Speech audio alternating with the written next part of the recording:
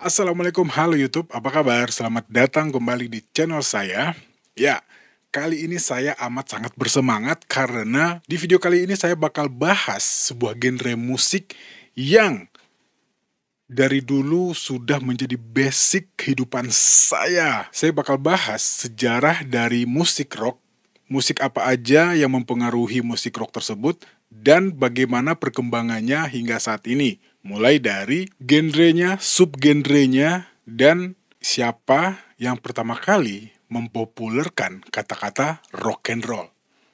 Ya, video ini cukup panjang sebenarnya. Jadi biar kita bahasnya enak, kita masuk dulu apa itu pengertian musik rock. Ya, sebagaimana kita tahu, musik rock itu rata-rata kalau gitarnya udah ada distorsi ya, orang mengidentifikasikan musik itu sebagai musik rock. Identifikasi, UFO. Oke, musik rock merupakan genre musik populer yang mulai dikenal secara luas pada pertengahan tahun 1950-an. Akarnya berasal dari musik R&B, musik country tahun 40 atau 50-an, serta sedikit banyak juga mengambil gaya dari musik rakyat, folk, jazz, dan musik klasik. Ciri khas yang mewarnai musik rock berkisar pada gitar listrik dengan distorsi dan penggunaan backbeat yang sangat kentara pada rhythm section gitar bass dan drum. Tak jarang menggunakan berbagai jenis keyboard sebagai tambahan instrumen, seperti organ, piano, atau synthesizer yang mulai dipergunakan pada era tahun 70-an. Sejarah musik rock bermula dengan kemunculan rock and roll sebagai gaya baru dalam bermusik di Amerika pada akhir tahun 1940-an. Rock and roll merupakan percampuran unsur musik dari dua produk budaya, yaitu musik country dan western sebagai produk budaya Amerika kulit putih, dan R&B alias rhythm and blues sebagai produk budaya Afrika Amerika atau kulit hitam. Sebenarnya unsur-unsur musik rock and roll sudah ditemukan pada lagu-lagu country pada tahun 1930-an dan lagu-lagu blues pada tahun 1920-an. Namun begitu, di masa itu istilah rock and roll belum ditemukan hingga tahun 50-an. Pada dekade 20-an dan 1930-an, masyarakat kulit putih Amerika banyak menggemari pemusik berkulit putih yang memainkan musik R&B milik orang Afrika Amerika. Cuman sedikit pemusik R&B kulit hitam yang digemari masyarakat. Di antaranya yang paling menonjol adalah Louis Jordan, Mills Brothers, dan The Ink Spots. Di masa-masa awal era rock and roll, kebanyakan lagu-lagu hits merupakan rekaman ulang dari lagu R&B atau blues yang sudah dikenal sebelumnya, karena memang belum banyak lagu-lagu baru yang diciptakan pada masa itu. Genre musik blues inilah yang nantinya banyak memberikan pengaruh pada musik rock. Pada tahun 1951, Alan Freed, seorang DJ dari Cleveland, Ohio, mulai memutar jenis musik yang kira-kira bisa disukai oleh pendengar dari berbagai kalangan dan ras. Dia disebut sebagai orang yang pertama kali menggunakan jargon rock and roll untuk musik R&B yang gembira dan energik. Pada 21 Maret 1952, Alan Freed menggelar konser rock and roll untuk pertama kali di Cleveland yang bertajuk The Moondog Coronation Ball. Tanpa disangka, konser pertama Alan menuai kesuksesan besar dan dihadiri oleh ribuan penonton tanpa mengenal perbedaan warna kulit. Baru setelah satu lagu dimainkan di atas panggung, konser terpaksa dibubarkan karena situasi sudah tak terkendali. Ribuan penggemar berusaha mendesak masuk ke dalam arena sedangkan tiket sudah terjual habis. Chaos ya. Konser ini kemudian membuka mata industri rekaman akan adanya minat orang-orang kulit putih terhadap musik orang kulit hitam.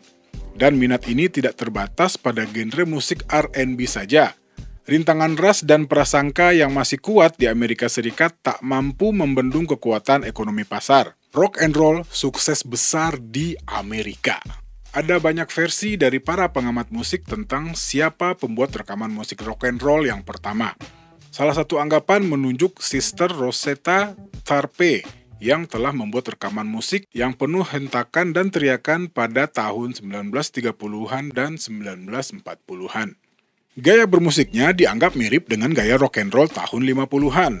Dan di versi lain disebutkan oleh artikel majalah Rolling Stone terbitan tahun 2004 mengatakan Single pertama Elvis Presley yang berjudul That's Alright dalam kurung Mama, produksi Sun Records pada tahun 1954 sebagai rekaman rock and roll pertama. Elvis memadukan unsur-unsur musik rock dan country western yang disebut rockabilly. Di tahun berikutnya, lagu hits Rock Around the Clock miliknya Bill Haley dan His Comets seolah mempercepat tempo pendakwahan musik rock and roll. Lagu ini menjadi salah satu lagu hits terbesar dalam sejarah musik. Anak-anak muda belasan tahun secara histeris menyerbu konser-konser Bill Haley and His Comets sehingga terjadi kerusuhan di beberapa kota. Kayaknya yang nontonin musik rock and roll ini rusuh semua ya, gimana sih? Lagu Rock Around the Clock merupakan lagu rock and roll pertama yang mencapai puncak tangga lagu Amerika Serikat dalam beberapa minggu. Hal itu juga sekaligus membuka jalan bagi lagu-lagu rock and roll lain yang melakukan hal yang sama.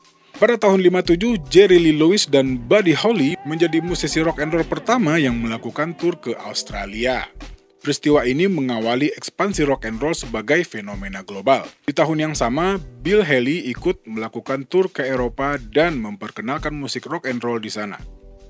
Oke, sekarang kita beralih ke negara Inggris, di mana sang legendaris band The Beatles lagi sarapan bubur ayam. Dan Oke, sekarang kita beralih ke Inggris. Kepopuleran musik-musik skiffle membuat John Lennon dan Paul McCartney membentuk sebuah grup musik beraliran skiffle bernama The Quarrymen.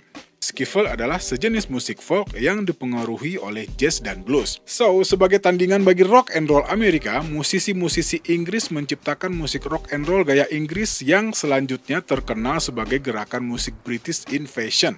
Dari sana, Britania Raya menjadi pusat rock and roll yang baru. Pada tahun 64, setelah sukses besar secara nasional di Inggris, The Beatles mendongkrak popularitas di Amerika Serikat. Lagu I Want to Hold Your Hand sukses menempati posisi puncak dalam tangga lagu Billboard Hot 100. Bertahan di puncak selama 7 minggu dan total 15 minggu berada di tangga lagu. Penampilan The Beatles pada The Ed Sullivan Show tanggal 9 Februari diperkirakan ditonton oleh 73 juta orang. Peristiwa tersebut menjadi rekor untuk program televisi Amerika dan seringkali disebut sebagai kejadian penting dalam budaya Amerika. The Beatles menjadi band rock terbesar dalam penjualan karyanya sepanjang masa. Selama 2 tahun selanjutnya, kesuksesan The Beatles kemudian disusul oleh band-band Inggris ternama seperti The Animals, The Rolling Stones, The Strokes, dan lain-lain. Invasi Britania turut ikut andil dalam produksi musik rock and roll secara internasional, juga membuka pintu terutama bagi musisi-musisi Inggris untuk mendapatkan kesuksesan internasional. Di Amerika, invasi Britania menyebabkan berakhirnya era musik surf instrumental dan grup vokal perempuan yang waktu itu mendominasi tangga lagu di Amerika. Imbasnya juga sampai menurunkan pamor musisi-musisi R&B semacam Fats Domino dan Chubby Checker.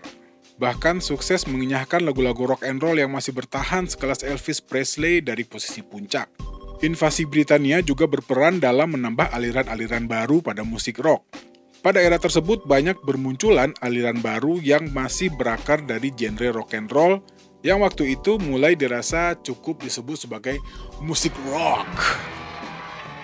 Sekarang kita masuk ke evolusi dan perpecahan musik rock. Ini bukan perpecahan band ya, maksudnya percabangan, gimana ya nyebutnya ya.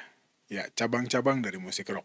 Pada akhir dekade 60-an hingga awal 70-an, musik rock telah mengalami perkembangan menjadi beberapa jenis. Bercampur dengan musik folk menjadi folk rock, dengan blues menjadi blues rock, bercampur dengan jazz menjadi jazz rock fusion. Hingga pada tahun 70-an, musik rock menggabungkan pengaruh dari musik soul, funk, dan musik Latin. Sehingga masuk dekade 70-an, musik rock berkembang menjadi berbagai subgenre seperti soft rock, glam rock, heavy metal, progressive rock, dan punk rock. Kemudian subgenre yang mencuat pada era 80-an ada hardcore punk dan alternative rock. Alternative rock, musik anak-anak zaman 90-an. Begitu banyak nostalgia. Progressive rock. Progressive rock atau seringkali disingkat menjadi prog merupakan jenis musik yang mulai berkembang pada akhir dekade 60-an. dan mencapai masa jayanya ketika memasuki era 70-an.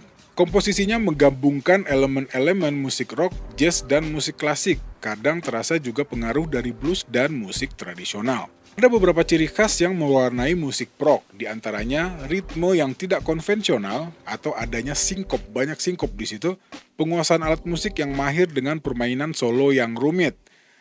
Ada di situ Rush, ada Dream Theater,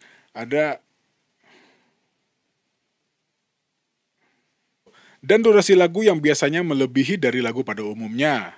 Di lagu Dream Theater itu hampir ada yang setengah jam lagunya, satu lagu. Nggak ngebosenin karena memang skill-skill para pemainnya juga enak buat dinikmatin gitu. Apalagi kalau sampai kita bisa buat ngulik lagunya, oh itu jempolan banget. Beberapa grup musik ternama yang mengusung genre prog diantaranya ada Yes, ada Pink Floyd, ada Genesis di tahun 69, Rush tahun 70-an, kemudian Marillion dan Dream Theater dari tahun 80-an. Kita masuk ke zamannya heavy metal. Pada awal era 70-an, heavy metal digawangi oleh band-band seperti Led Zeppelin, Black Sabbath, dan Deep Purple. Di era tersebut, aliran heavy metal masih dipengaruhi oleh elemen blues yang cukup kental. Sebuah band yang bernama Judas Priest kemudian mengembangkan genre ini dengan menghilangkan unsur blues dan lebih menonjolkan distorsi, beat yang lebih cepat, dan harmonisasi. Pada akhir era 70-an, muncul gerakan New Wave of British Heavy Metal atau NWOBHM, dipelopori oleh Motorhead yang menggabungkan musik punk dan heavy metal. Oh, Motorhead itu dari Inggris. Saya juga baru tahu. Band-band yang tergabung dalam NWOBHM yang lain diantaranya ada Iron Maiden, Saxon, Venom, dan lain-lain.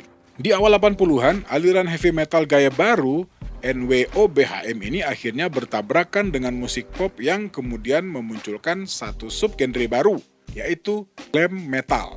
Glam metal berhasil menembus chart-chart papan atas dan menyebabkan aliran heavy metal lebih cepat tersebar ke seluruh dunia. Selanjutnya kita masuk ke punk rock. Punk rock adalah gerakan musik rock yang berkembang antara tahun 74 sampai 75 di Amerika Serikat, Australia, dan Inggris. Dipelopori oleh grup-grup musik seperti Sex Pistols, Ramones, The Damned, dan The Clash. Kelompok punk seringkali meniru struktur musik sederhana ala garage rock yang muncul di era 60-an. Biasanya, dalam satu grup band terdiri dari satu drum kit, satu atau dua gitar elektrik, satu bass, dan vokal. Drum set yang digunakan biasanya hanya memiliki satu snare drum, satu tom, satu floor, satu bass drum, hi-hat, satu atau dua crash cymbal, dan satu ride cymbal.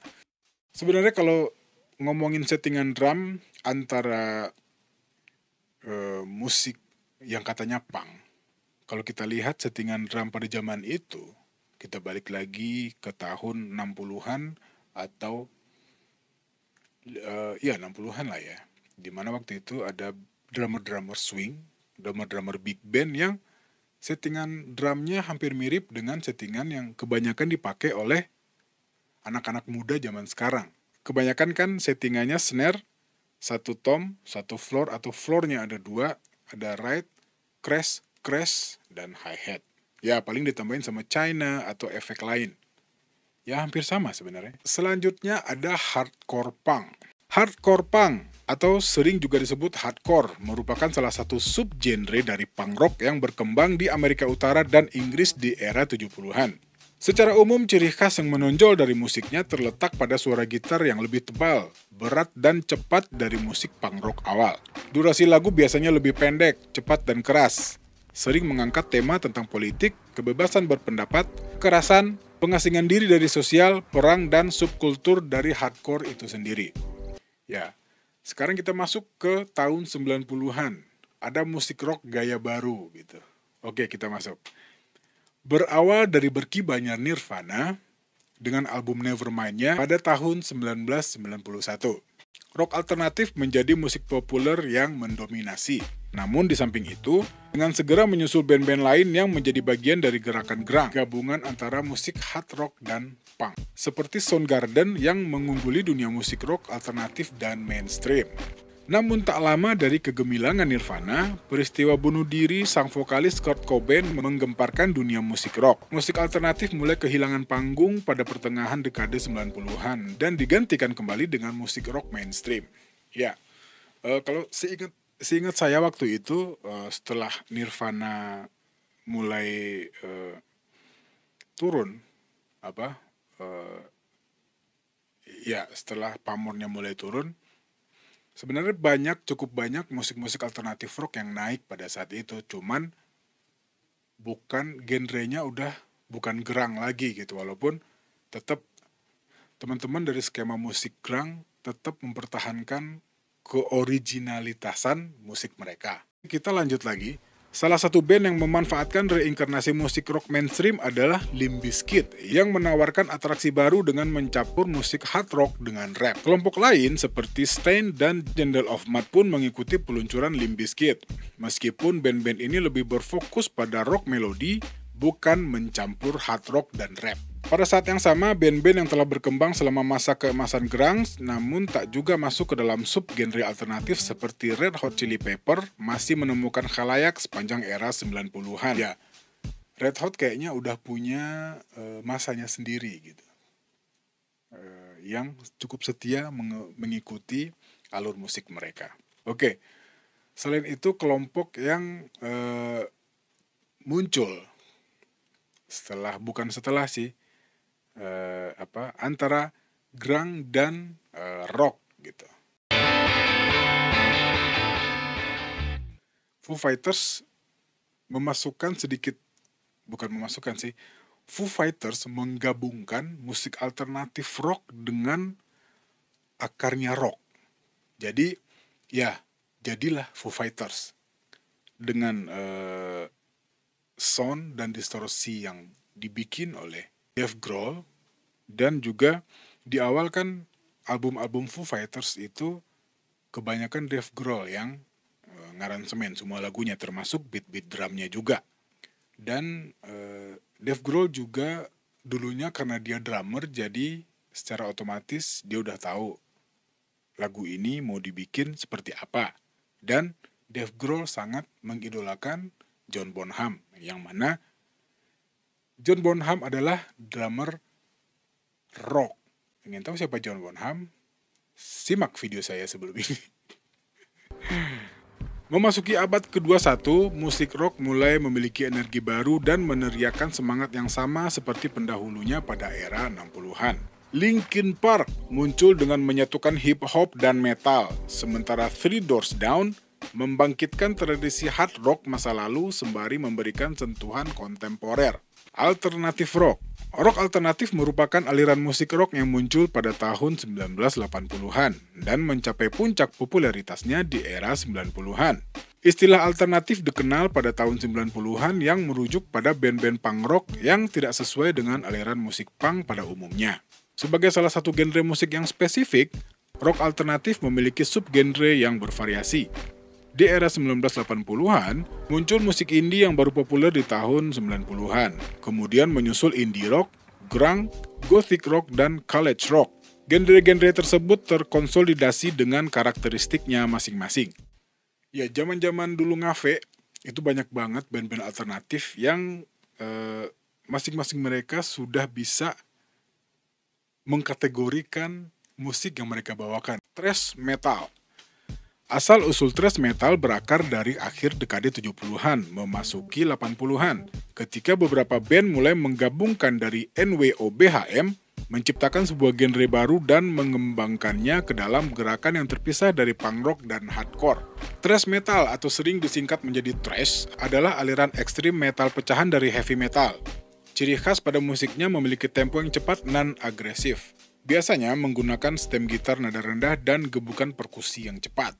Ya, ciri khas thrash metal itu ya temponya cepat dan penuh semangat ya.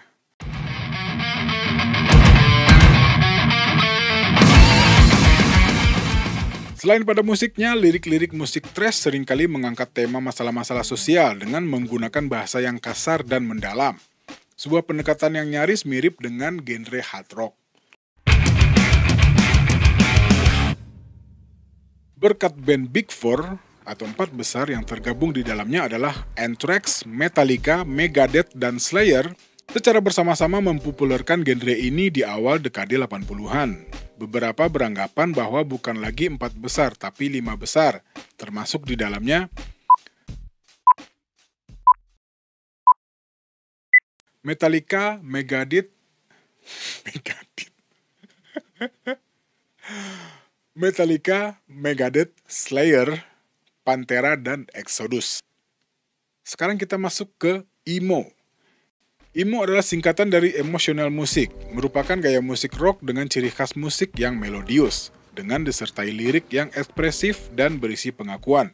Ya, kebanyakan emo itu lagu-lagunya ya lagu-lagu cinta yang dikemas dengan musik rock. Pada pertengahan dekade 80-an, terdapat subbudaya hardcore punk di Washington DC. Musik mereka sering disebut emotional hardcore atau emo-core, dirintis oleh Rites of Spring dan Embrace. Sejalan dengan ditirunya gaya bermusik ini oleh grup-grup punk kontemporer Amerika, terjadi pergeseran dan perubahan bunyi musik dan arti. Gaya ini tercampur dengan musik pop punk dan indie rock dan berpuncak pada awal 90-an, dengan naiknya Joe Brecker dan Sunny Day Real Estate. Sunny Day Real Estate ini ada sangkut pautnya dengan Foo Fighters. Nanti kita bahas. Pada pertengahan dekade 90-an, grup-grup musik emo mulai bermunculan dari berbagai negara Amerika dan disusul dengan munculnya label musik independen yang mengkhususkan pada aliran emo. Emo mulai populer sebagai genre musik ketika memasuki abad ke-21, ditandai dengan kesuksesan Jimmy Eat World dan Dashboard Konvensional, yang laris rekamannya hingga mendapatkan piringan platina. Kemudian muncul subgenre baru berupa skimo yang lebih agresif. Ini zaman-zaman ketika semua orang bercita-cita menjadi anak band dan rekaman. Termasuk yang ngomong. Istilah emo juga dipakai oleh kritikus musik dan wartawan untuk menyebut musik yang diusung oleh band-band semacam Fall Out Boy dan My Chemical Romance. Juga grup-grup unik semisal Coheed dan Tambra dan Panic at the Disco. Selain musik, secara lebih luas, emo juga dianggap sebagai subkultur dalam berbusana, budaya, dan tingkah laku. Dari beberapa penjabaran di atas, kita bisa menarik kesimpulan kalau musik berhubungan juga dengan pertama, umur. Yang kedua, budaya. Yang ketiga, perkembangan zaman. Yang keempat, industri. Oke, sekian dulu video kali ini. Yang nonton sampai detik ini, saya kasih julukan sebagai rocker sejati. Terima kasih udah nonton. Salam subscribe dan salam tombol lonceng.